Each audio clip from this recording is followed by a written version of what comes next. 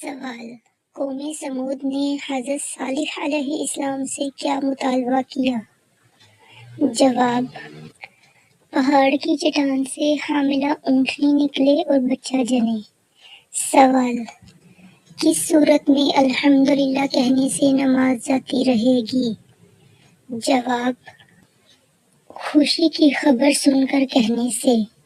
سوال: کس نبی کی بیوی جہنم میں جائے گی؟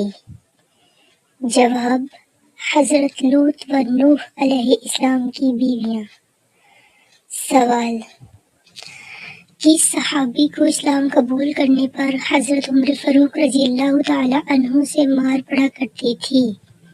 جواب: سعید ابن زید رضی اللہ تعالی عنہ کو، کیونکہ اس وقت حضرت عمر فاروق رضی اللہ تعالی عنہ نے اسلام قبول نہیں کیا تھا۔